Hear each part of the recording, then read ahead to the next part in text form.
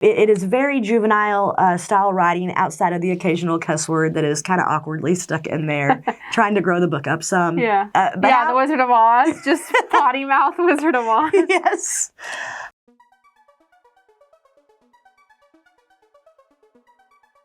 Hello everyone, welcome back to another Books and Looks. My name is Kathy and today we have a new face.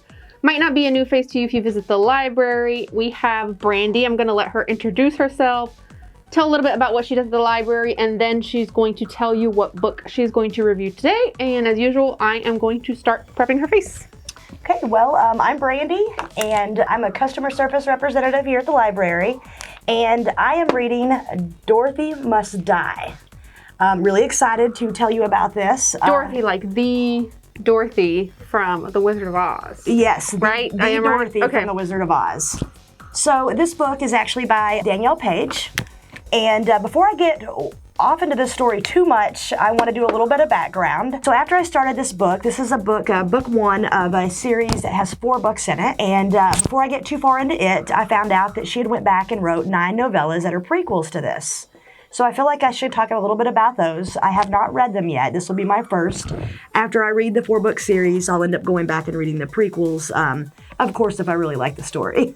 So far, it's great. With the prequels, basically it follows the end of the movie of the original Wizard of Oz, where Dorothy goes back home. Okay. In the very first prequel, it is Dorothy decides she's just really not happy home anymore and she wants to go back to Oz. So she ends up going back to Oz.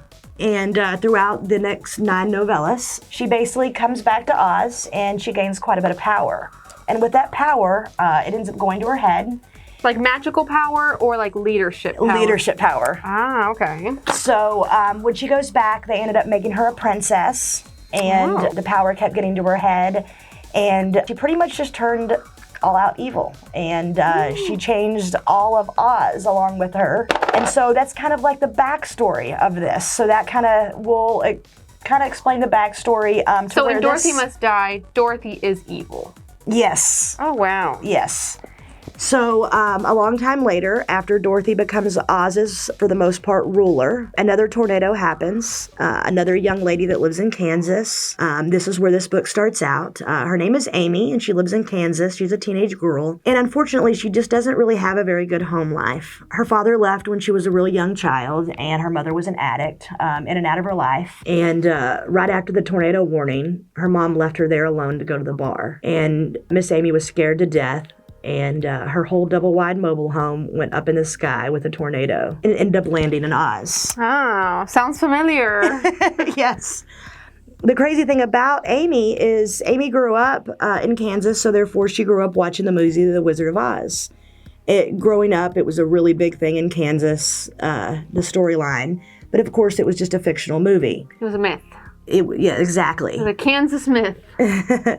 So when she ends up in Oz, right away, of course, she thinks she's dreaming. The more she is there and meeting people, she realizes where she is at. But although it's not the Oz she remembers from the story growing up, this Oz, everything is off-colored, everything is kind of dim and dingy and kind of evil looking. Because now she's in Dorothy's Oz. She is in Dorothy's Oz. Mm-hmm. And not the original Oz. So basically, she's kind of going through and she's meeting different people and they're giving her different warnings, do not trust anybody. So she's really kind of confused on who to trust, who not to trust. And as time goes on, she meets some wicked witches. And they actually bring her in to join the Revolutionary Order of the Wicked. And what they are doing is they are training her. They're teaching her how to fight. They're teaching her etiquette and different ways of Oz, teaching her kind of to fit in and belong and to be able to defend herself against Dorothy. So, but you say defend herself against Dorothy. What kind of things is Dorothy doing now in power that makes her so evil? Well, the more and more power that went to Dorothy, the more evil she kind of went portrayed.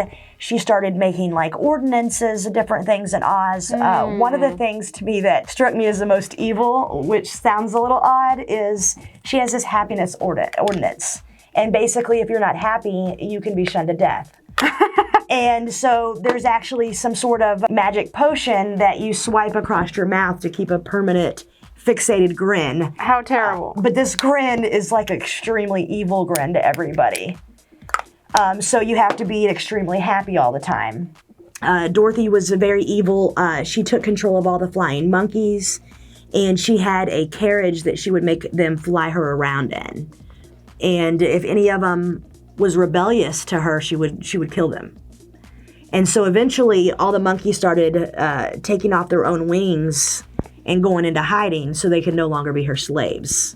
So as the story goes, she's just kind of wandering through. She's meeting different people. She's trying to figure out who to trust. And some of the munchkins that she has came across are telling her, not to trust Glinda. If she comes across Glinda the Good Witch, she will kill her. And they're letting her know that she can't leave the Yellow Brick Road for any reason, which I find very interesting. As she's going down the Yellow Brick Road, there is tons of areas where it's missing, or there's huge craters.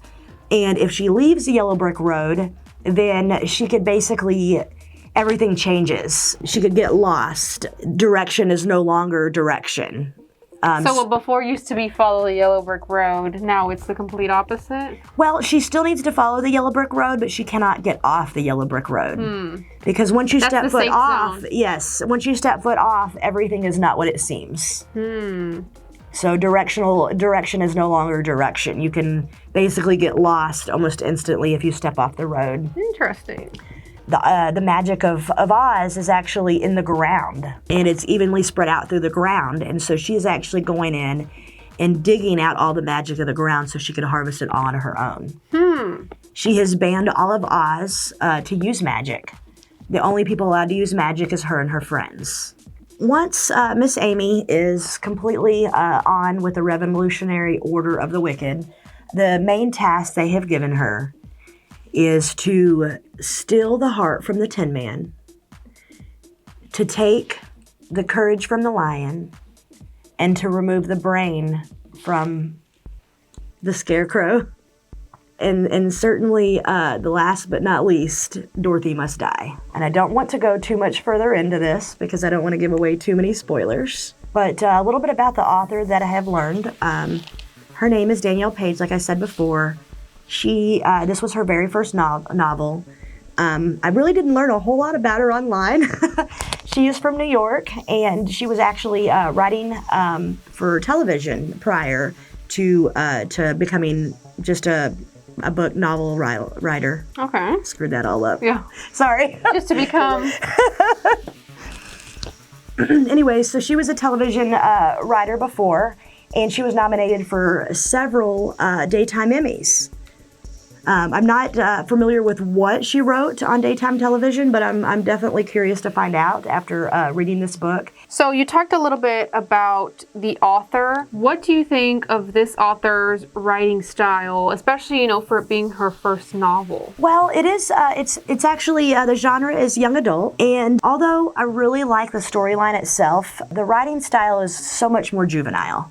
Okay. You're definitely not going to learn a new vocabulary word while reading this book whatsoever. It is very juvenile style writing outside of the occasional cuss word that is kind of awkwardly stuck in there, trying to grow the book up some. Yeah. The Wizard of Oz, just potty mouth Wizard of Oz. Yes. And like I said, I do enjoy this story. So far, I would definitely say it's going to be worth reading if you do like those fairy tale retellings or whatever the case. But at the same time, it is definitely significantly different than the writing style I'm used to. So this is a YA read. So normally, what is it that you enjoy reading? I do read a lot of YA, more on the fantasy side. Okay. And I read, I guess, predominantly just mystery. Anything psychological, thriller would be my go-tos. Mm-hmm. And I love to mix it up with the occasional fantasy. And when I do pick a fantasy, I typically do go with YA. To me, the stories are a lot better. A lot of the YA novels just leave out a lot of the negative parts of stories. They're usually a lot sweeter. They usually doesn't have a lot of profanity. They're just sweet stories, and most YAs do come with a little bit of romance, and this one included. I just didn't want to give too many spoilers. Oh, okay. And although I hate reading romance in the YAs, typically the romance in there is just very sweet and innocent, so it's not anything bad. It's doable. It's very doable. Yes, I like the sweet romance stuff. Besides this book, I know that you said that you wanted to read more from this author. What else are you currently reading or is on your to be read list? Well, I definitely, if I continue to enjoy this storyline, I want to read this series and go back and read the novellas that are the prequels to it. I really, really enjoy any kind of like fairy tale, anything of the retellings I've enjoyed tremendously. I'm not sure what is next on my reading list, to be completely honest. I've been on a series, the Kate Burkholder series by Linda Castillo, for a while now, and I do want to pick that back up. I got to a point where they were kind of all running together, so I was like, I need a break from the series and I'll go back to it. Yeah. So another series that I really enjoy that's also retelling of different fairy tales is the Lunar Chronicles by Marissa Mayer, book 1 being Cinder, and it's a retelling of Cinderella. So that, after reading those books, it has kind of made me want to read all the retellings of fairy tales. Probably some of the best that has ever been made would be Wicked by Gregory Maguire, his series, and that's also retelling of Wizard of Oz. So I know that you mentioned that you strictly really mainly like to use audiobooks, and I don't know that a lot of people know that they can actually access audiobooks and ebooks through our library. If you want to share with us a little about that. Yes, so we have 2 amazing apps. One is Access 360, and it belongs to this library, and the other one is Libby by Overdrive, and it is one we share with the Houston area. If you're an avid reader, you need both of them. And all of this is provided through the library, which is really cool because if you have your library card, then you're able to access our collection for free. It's very different every time I see people so glam. We're going to be waiting in line at your office on Fridays. Yeah. Like, we need some makeup. I signed up for Books and Looks every time the email goes up. I volunteer as tribute. Okay, so I do kind of want to go in with, judging by what we have going on the cover here, I really like this touch of red, and I feel like that would be kind of, you know, a signature evil Dorothy to have a nice red lip, so I'm going to do that today.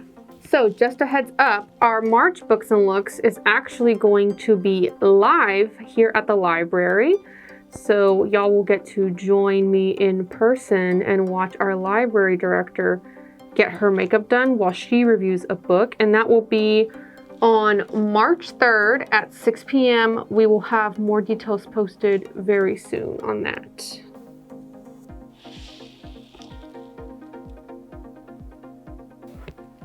All right, Brandy, I think your look is complete. I feel like you look as evil blonde Dorothy. Is Dorothy blonde? You know, she's not, but she could be. She could be, hence the look. If Dorothy were evil and blonde, I think this would be the kind of look that she would wear on a daily basis. Just something dark, but still glamorous. But yes, thank you so much for coming and talking to us about Dorothy Must Die. If you are interested in checking this book out along with the other reads, we do have it available at our library. And as Brandy did mention, we do also have it available digitally through our digital collection, which you can also have access to if you have a library card. So if you're interested in it, check it out. And thank you so much, and we'll see you on the next one.